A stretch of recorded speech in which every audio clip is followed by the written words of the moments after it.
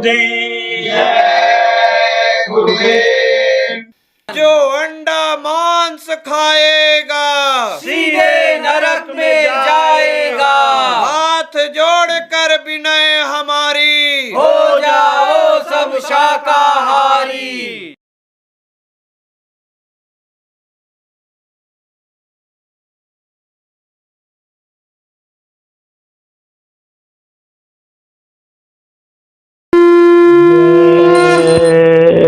गुरुदेव। यही विधि बीते जन्म बहु नहीं कीनी परती।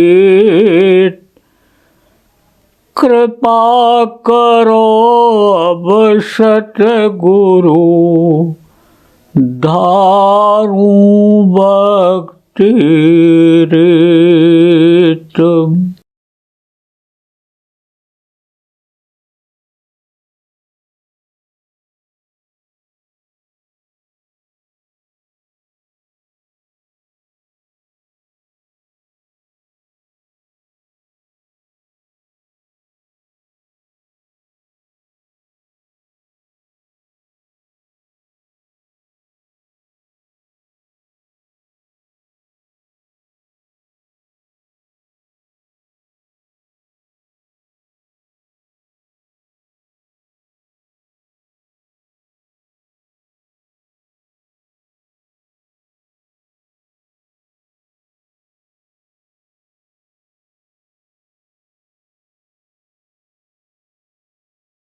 देखो, प्रलय होती है, नित्य प्रलय, रोज प्रलय होता है, रोज पैदा होते, रोज मरते हैं। इकट्ठा देखो पतंगे बरसात में पैदा हुए इकट्ठे मर जाते हैं, एकदम ढेर लग जाती है। तो यह नित्य प्रलय। खंड प्रलय में क्या होता है, पहाड़ धंस गया, बाढ़ आ गई, घर गिर गया, जलजला यानी समझो कि भूकंप आ गया, तो यानी समझो कि नुकसान हो जाता है, वो खंड प्रलय होता है। और महाप्रलय में क्या होता है, सिमटाव होता है। महाप्रलय यह धरती बिल्कुल भुरभुरी हो जाती है, कोई तत्व इसमें नहीं रहता, धरती का तत्व खत्म हो जाता है, पानी धरती को अपने में मेला लेता है। जब पानी ही पानी रह जाता है संसार में, तब इसका शोषण होता है, अग्नि इसको सोखती है, अग्नि को वायु सोखता है, वायु को आकाश सोखता है, आकाश भी सिकुड़ जाता है, देवी देवता बचते हैं, देवी देवता का स्वर्ग वैकुंठ भी समिट जाता है। ये सात चटाई की तरह से सिमटते महाप्रलय में चले जाते हैं। तो जिस तरह से उत्पत्ति होती है उसी तरह से यानी समझो कि सिमटाव भी हो जाता है। तो आपको समझने की ज़रूरत है प्रेमियों कि यह सब सिस्टम से तैयार हुआ है। अब आप समझो शीतलता पूरे रात कब रहती है, पूर्णिमा के दिन रहती है, तो पूर्णिमा का आना भी जरूरी है।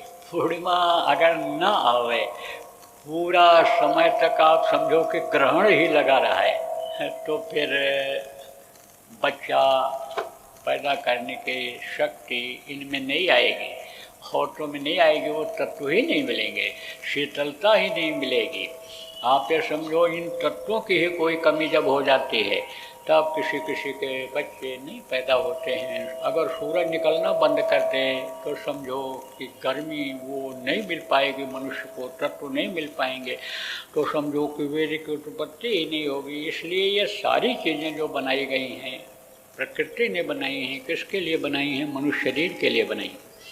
अब मनुष्य शरीर यह श्रेष्ठ है, सभी योनियों 84 लाख योनियों में सबसे श्रेष्ठ मनुष्य शरीर है। गाय और बैल की योनि के बाद फिर यह मनुष्य शरीर मिलता है। इसीलिए देखो मनुष्य की कोई हत्या नहीं करते हैं, बहुत बड़ा पाप मानते हैं। गाय बैल को लोग नहीं मारते हैं कि मार देंगे तो ये चले जाएंगे, कहाँ चले जाएंगे, प्रेत योनि में चले जाएंगे, बहुत सज़ा इनको भोगनी पड़ जाएगी, बहुत समय इनका निकल जाएगा, तो इनको भी ना मारा जाए, क्योंकि अपने मौत जब मरेंगे तो मनुष्य शरीर में चले जाएंगे, मनुष्य शरीर पा जाएंगे। तो आप ये समझो मनुष्य शरीर के बराबर कोई योनि है ही नहीं। उद्धार का रास्ता इसी मनुष्य शरीर में है, इन्हीं दोनों आँखों के बीच में है। लेकिन बताने वाला चाहिए, मिलने वाला चाहिए। तो कौन बताता है? आप ये समझो, मिलाने वाला चाहिए। कौन बताता है? रास्ता बताते हैं गुरु। कुंवारापन जो अभी कुंवार आएगा उसको कौन दूर करते हैं? गुरु। तो आप ये समझो, आशा लेकर के बच्चा पैदा हुआ, आशा लेकर के पैदा हुआ कि हमको गुरु मिलेंगे और हमारा कुंवारापन खत्म होगा, कार्तिक आएगा, कार्तिक में हम यानी समझो काया में ही झांकेंगे और अगहन आते ही यानी अघ माने पाप, इस काया के अंदर, इस शरीर के अंदर जो पाप है उसको हम नष्ट करेंगे। पूष आएगा, फूस की तरह से उसको जला देंगे, यानी समझो इस तरह से यानी उम्मीद उसको रहती है बच्चे को। तो गुरु पूर्णिमा के दिन से शुरुआत होती है। आप ये समझो किसकी? यानी साबन बनने की, उस मालिक जैसा बनने की, जैसी ये जीवात्मा थी उस तरह से बनने की। तो गुरु बिन भव निधि तरय न कोई, जो बिरंच शंकर सम होई। सबको गुरु की जरूरत पड़ती है। बंद हूँ गुरुपद कंज, कृपा सिंधु नर रूप है, महामोह तम पुंज जास बचन रवि कनिकर। उन्होंने कहा, हमको स्वामी जी ने सबसे पहले वंदना किया, सबकी वंदना किया, खल की, दुष्टों की, अच्छे की, सबकी वंदना किया। वो जो होते हैं हाथ ही जोड़ते रहते, गुरु महाराज से हाथ जोड़ते रहते थे, सबसे हाथ जोड़ते रहते थे। अब कुछ लोग तो सोचते थे बाबा सलाम कर रहे हैं, बाबा प्रणाम कर रहे हैं, लेकिन ऐसा नहीं। भाव ऐसा बन जाता है, दीनता का भाव बन जाता है। प्रणाम किसको किया जाता है वास्तव में? जो जीवात्मा बैठी हुई है उसको। तो जब जीवात्माओं को पहचानने वाला, देखने वाला जीवात्माओं को देखता है, प्रभु के अंश जीवात्मा को देखता है, तो उसको प्रणाम करता है हाथ जोड़ करके। ये बात सबके समझ में नहीं आती है, लेकिन मुख्य बात तो समझो कि यह है। लोग मुर्दा को प्रणाम करते हैं।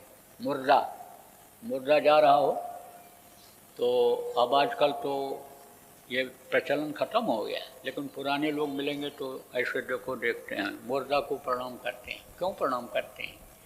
क्यों प्रणाम करते हैं मुर्दा को? मिट्टी हो गई, जिसको फेंकने जा रहे हैं, जलाने जा रहे हैं, गाड़ने जा रहे हैं, उसको क्यों प्रणाम करते हैं? इसलिए कि जैसे मंदिर बनाते हो और उसके अंदर मूर्ति रहती है, मूर्ति न भी रहे लेकिन मंदिर को कोई देखता है तो ऐसे सिर झुका देता है। ऐसे ही वो मूर्ति जो एक तरह से है वो निकल जाती है। कोई भी मरने के बाद न ध्यान लगा सकता है, ध्यान मूलम गुरु मूर्ति, कोई गुरु का न तो ध्यान लगा सकता है, न प्रभु का लगा सकता है, क्योंकि वो पक्षी उड़ गया, वो चीज़ निकल गई, जीवात्मा चली गई। लेकिन रही कहाँ? मनुष्य शरीर के अंदर ही तो रही। इसलिए मान्यता देते हैं, सम्मान करते हैं, प्रणाम करते हैं कि धन्य था ये कि जिसके अंदर मालिक की अंश ये जीवात्मा थी। तो इसी तरह से कहने का मतलब यह है कि प्रणाम किया उन्होंने, सबको किया। आप ये समझो, बताया भी कि गुरु कैसा होना चाहिए। श्री गुरु पद नख मणिगण ज्योति, सुमिरत दिव्य दृष्टि होती। इतना पावरफुल होना चाहिए, ताकतवर होना चाहिए कि जिसको याद करते ही, जिसकी युक्ति बताते ही दिव्य दृष्टि खुल जाए।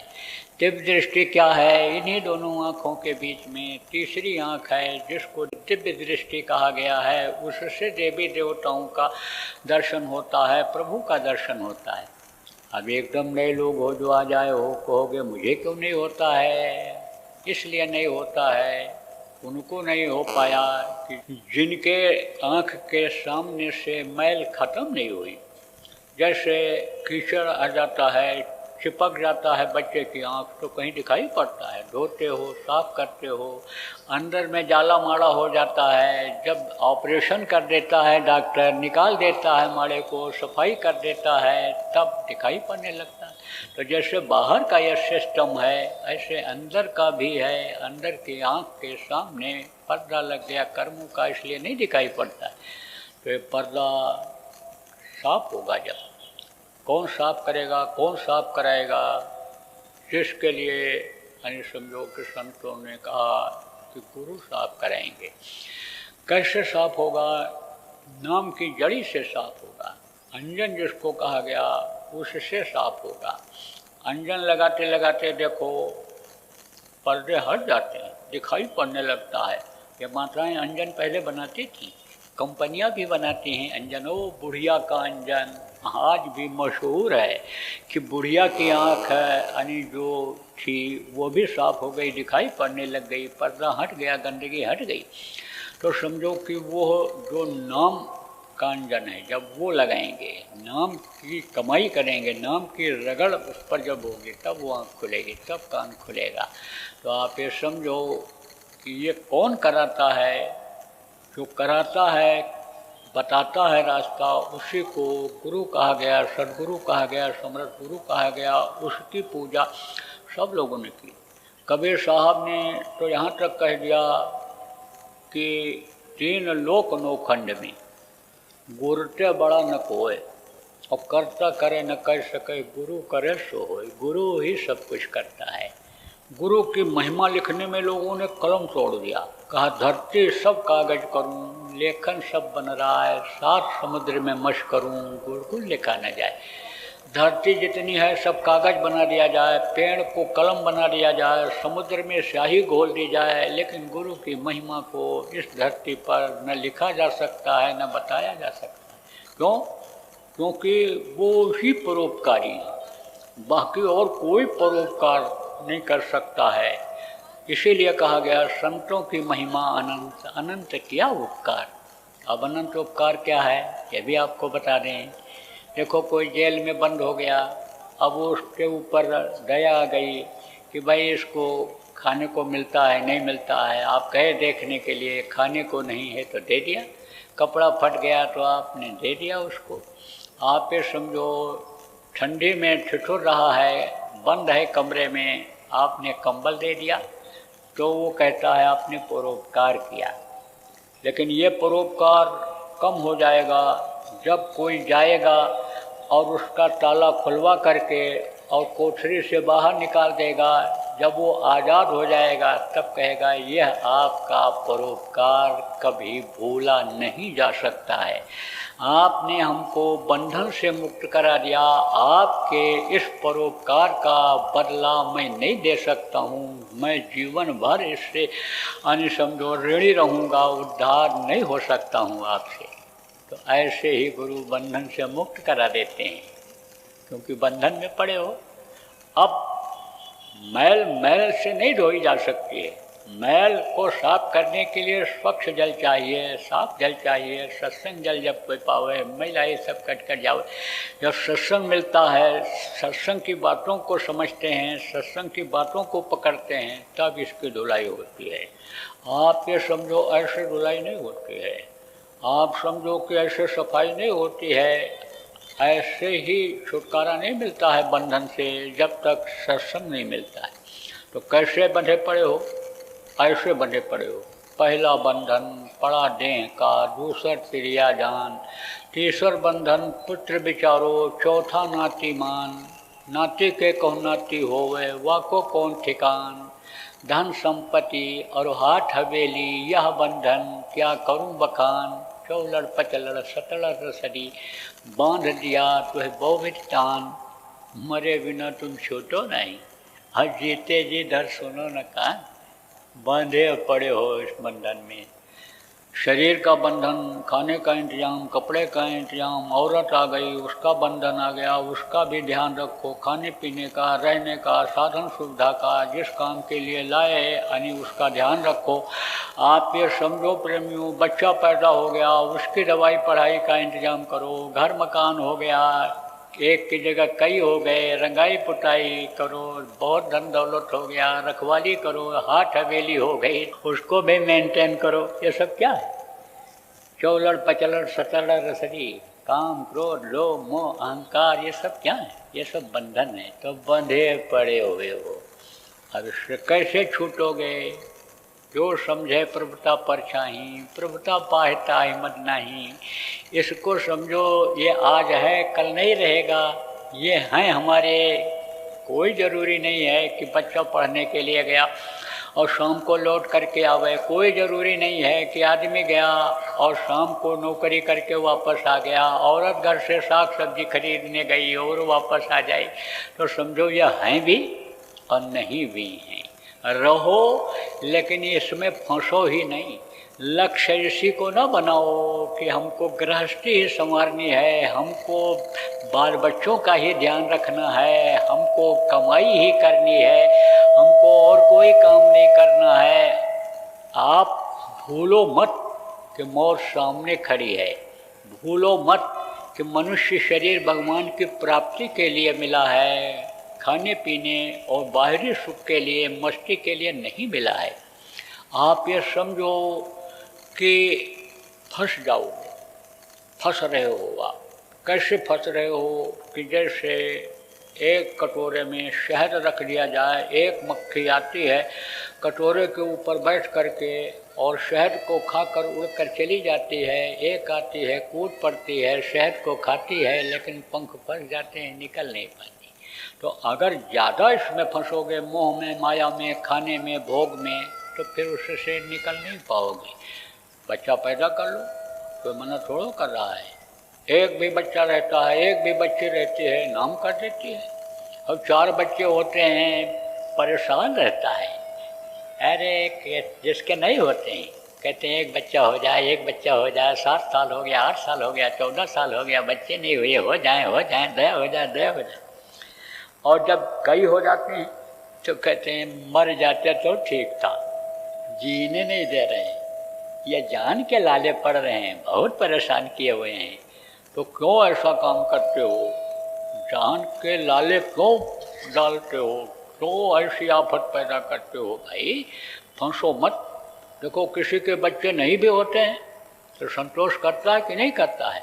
आपका एक बच्चा हो गया तो उसकी तरफ देखो कि जिसके नहीं हैं। आपके 2 हो गए तो देखो जिसके एक ही हैं उसकी तरफ देखो।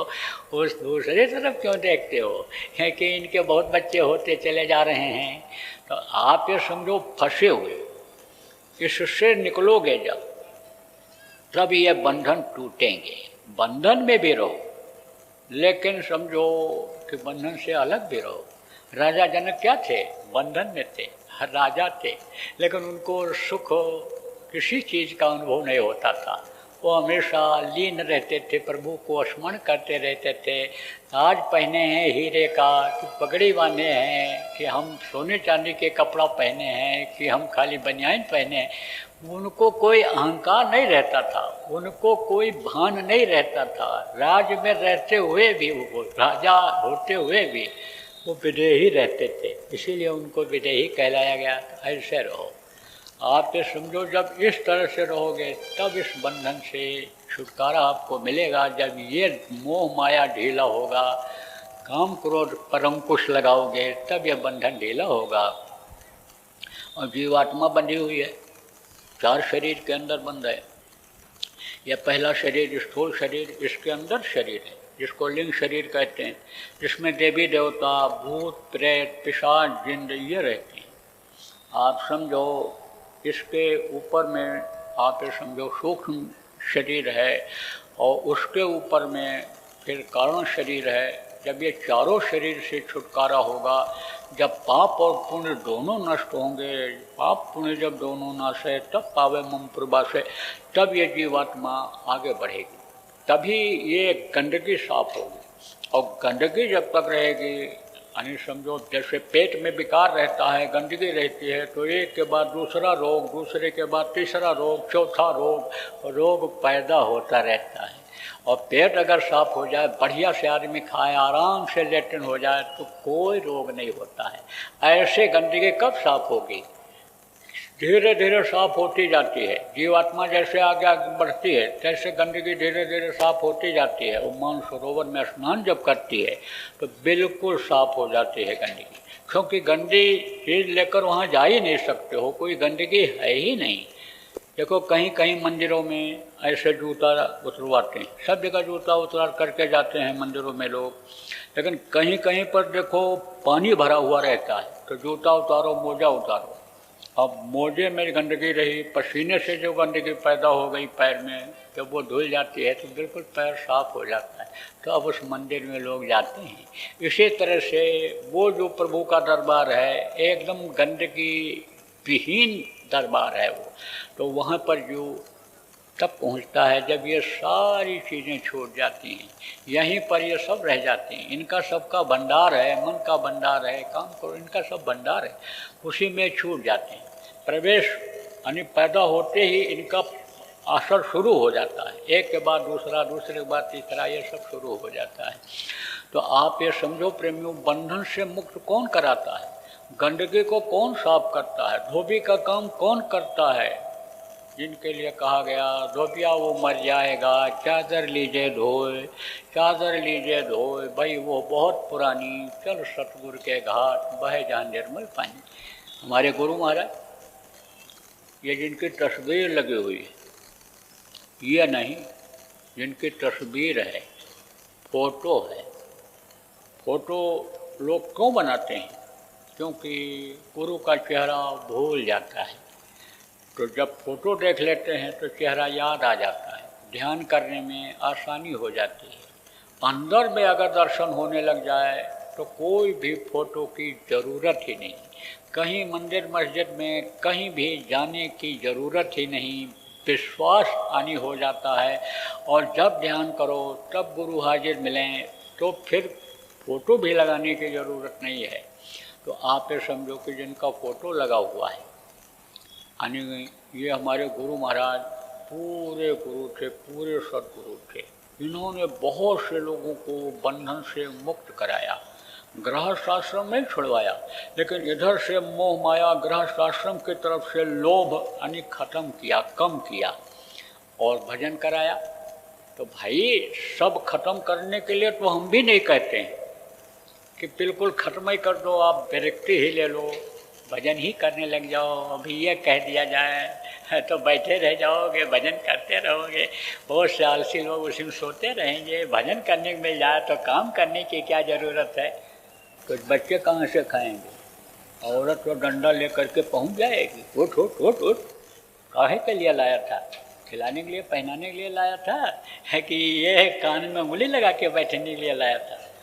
सरकार को अभी कानून बनाना पड़ जाए, कोई भजन नहीं कर सकता है, क्योंकि ये सारी व्यवस्था ख़त्म हो जाएगी। दफ्तर कोई जाएगा नहीं, सफाई कोई करेगा नहीं, रेल गाड़ियाँ बंद हो जाएंगी, हवाई जहाज बंद हो जाएगी, ठप हो जाएगी व्यवस्था की नहीं।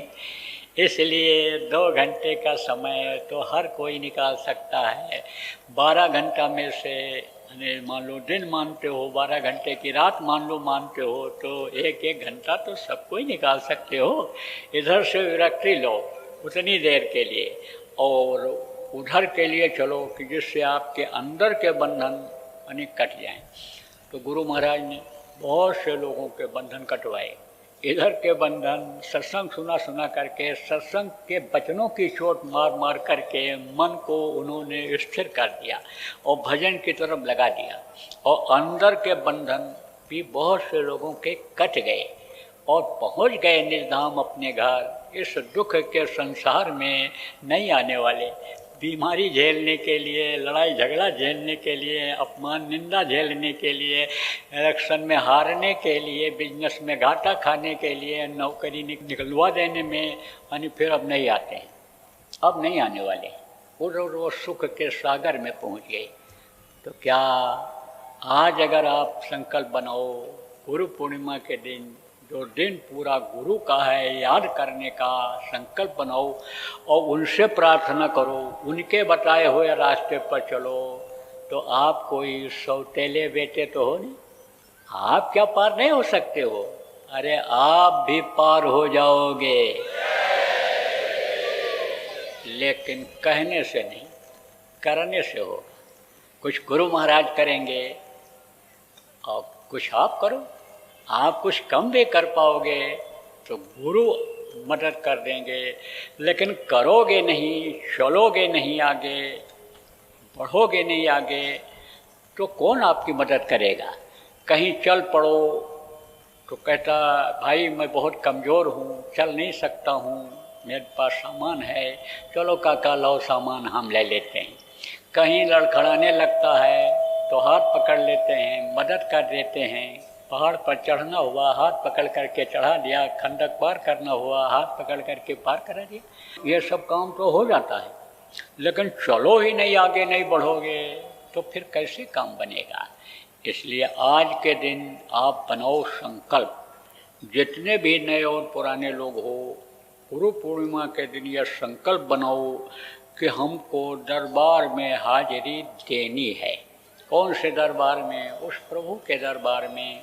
हमको घाट पर बैठना, कौन से घाट में? अंदर के घाट में, 10वां द्वार के पास यानी हमको बैठना है कि जहाँ से हमको पार होना है। यानी जीवात्मा का जो ये घाट है, अंदर का पिंडी घाट है, पिंड को छोड़ने का घाट है, वहाँ पर हमको बैठना है। यानी हमको ध्यान लगाना है, हमको भजन करने का अभ्यास करना है, हमको मदद करने वाले इन धनियों का, जिनका नाम गुरु ने बताया है, उनका हमको सुमिरन करना है, उनको हमको खुश करना है।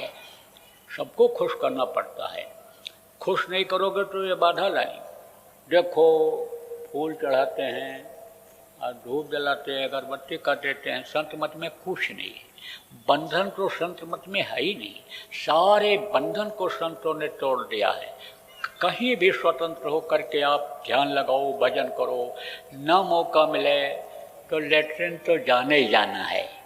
अरे लेटरिन के लिए तो बस रोक देते हैं, सवारियां इंतज़ार करती रहती हैं, भूख को रोक लेता है आदमी, पानी को रोक लेता है, लेकिन उसके दबाव को रोक पाता है? तो वहाँ तो जाने जाना रहता है। वहीं बैठ के कर लो थोड़ी देर, दरवाज़ा कोई बड़बड़ाने वाला नहीं रहेगा लेटरिन का।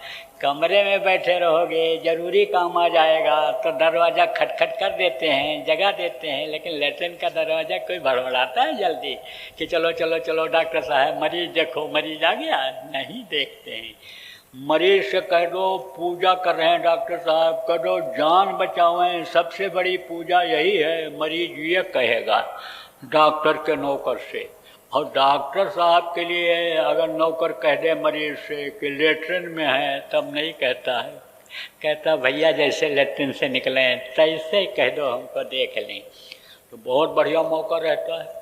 कोई नहाना धोना नहीं, कोई फूल पत्ती नहीं लाना है, कोई नैवेद्य नहीं लाना है, कोई ज़मीन नहीं लीपना है, कोई गंगा जल से शरीर को पवित्र नहीं करना है। इतनी सरल साधना आपको बताई जा रही है। गुरु महाराज बता के गए, यह भी न कर पाओ तो गुरु महाराज कहा करते थे, चिल्लू भर पानी में डूब के मर जाओ।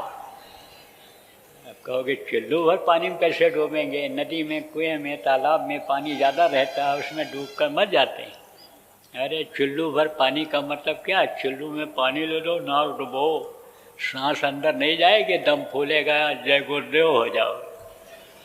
लेकिन अब जय गुरुदेव बनने के लिए आत्महत्या मत करना, बहुत बड़ा पाप है। आत्महत्या करना, हिंसा हत्या दूसरे की करना बहुत बड़ा पाप है। मन अगर कभी कहता भी है तो मन को मना लेना। किसी किसी को भूत सवार हो जाते हैं और भूत अपने जैसा ही बनाने की कोशिश करते हैं।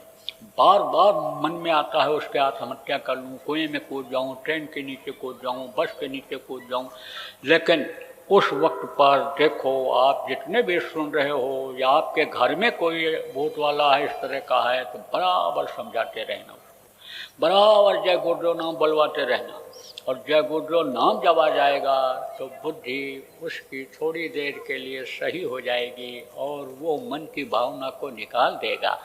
इसलिए प्रेमियों समझो कि आत्महत्या मत करना। तो ये एक उदाहरण के तौर पर यह कहा जाता है कि फिर धरती पर रहने का क्या मतलब है? हे भार भूत्वा का न यशं न विद्या तपम न दानम ज्ञानम न शीलम न गुणो न धर्म ते मृत्युलोके भू भारत भूत्वा मनुष्य रूपेण मृगा शरणती। यानी समझो न काम करें कुछ परमार्थ का, धर्म का, आत्मा को बचाने का, धर्म का काम न करें तो भार के रूप में है। इसलिए संतों ने इन चीज़ों को बता करके लोगों को समझाया है। लेकिन बलि चढ़ाना, आत्महत्या करना, आप ये समझो बहुत बड़ा पाप है। लड़के की भी हत्या लोग कर देते हैं, बलि चढ़ा देते हैं, जानवरों की मुर्गा बकरा को चढ़ा देते हैं, बहुत बड़ा पाप होता है, क्षमा नहीं होता। देवता खुश नहीं होते। कहाँ चढ़ाते हैं? ऐसे देवता की मूर्ति के सामने, न बोलें न डोलें, न कुछ कहो सुने, न कुछ पूछो बतावें, उनके सामने चढ़ाते हैं। अगर वही काली माता जिनके सामने तलवार से काटते हैं, औजार से काटते हैं, वही औजार अगर दिखावें काली माता कि मेरे सामने किसी भी जीव की हत्या नहीं करोगे, तो आप ये समझो फिर तो ये जो खाने के चक्कर में काटते हैं वहाँ, वो फिर नहीं ले जाएंगे।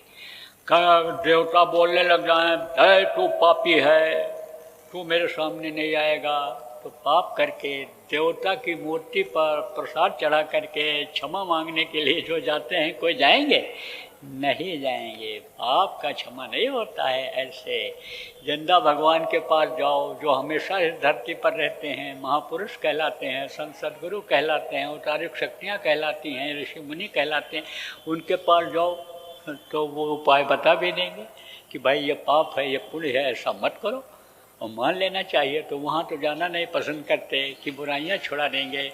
गुरु को खोजना नहीं, ऐसे गुरु को खोजना नहीं पसंद करते हैं कि जो मुँह पर कोई बात कह दे, समझा दे, बता दे, उसके पास जाते हैं।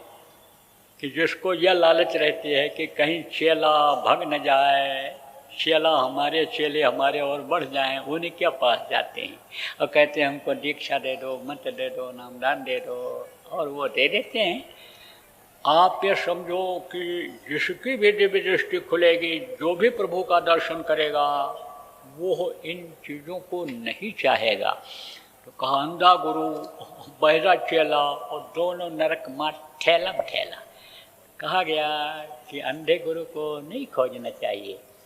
अब आपको यह भी बता दें कि अंधे गुरु क्या कहते हैं? कहते हैं भगवान तो है ही नहीं, अंधेरा काल। ठंडी का महीना था तो बदली हो गई, पक्षी लोग घोंसले में बैठे रहे। जब सूरज निकला तो घोंसले से निकल करके पेड़ के डाल पर बैठकर धूप लेने लग गए। तो वहीं पर एक चमगादड़ बैठा हुआ था। चमगादड़ को दिन में नहीं दिखाई पड़ता है, तो पेड़ों पर उल्टा लटका रहता है। तो पक्षियों ने कहा कि आज बहुत तेज धूप निकली है। बोला, चमगादड़ बोला, धूप निकली है? कहाँ धूप निकली है? कहाँ निकली है? देखो सूरज कितना चमक रहा है। अरे कहे सूरज को तो मैंने देखा नहीं, सूरज कहाँ होता है? कहाँ निकला है? कई पक्षी बोल पड़े सूरज निकला है। बोला ऐसे हम नहीं मानेंगे, हम अपने गुरु से पूछेंगे। जब हमारे गुरु जी कह देंगे सूरज निकला है, तब हम मानेंगे। तो गया अपने गुरु के पास, तो कहा गुरु जी सूरज निकला है। सूरज? सूरज कहाँ होता है? सूरज नाम की तो चीज़ ही नहीं। हमारे खानदान में किसी ने सूरज को नहीं देखा। तूने सूरज देखा? नहीं देखा। हमने नहीं देखा, तभी तो हम पूछने आए। बोलो सूरज तो होता ही नहीं है। तो चमगादड़ का गुरु कौन था? उल्लू। उल्लू को भी दिन में नहीं दिखाई पड़ता है। जय गुरुदेव। अभी आपने बाबा उमाकांत जी महाराज के सत्संग को सुना। बाबा जी अन्य किसी से चंदा न लेकर अपने प्रेमियों के सहयोग से देश विदेश में तमाम जनहित के काम करते हुए सभी तरह की तकलीफ़ों को दूर करने व प्रभु के मिलने का उपाय बताते हैं। आप इस जीवन के इस बचे हुए समय में समय निकालकर बाबा जी से जरूर मिलिएगा। आपके सुझाव के लिए व्हाट्सएप नंबर 9575600700। जय गुरुदेव। जय गुरुदेव। जय गुरुदेव। जय गुरुदेव। जय गुरुदेव। जय जय गुरुदेव।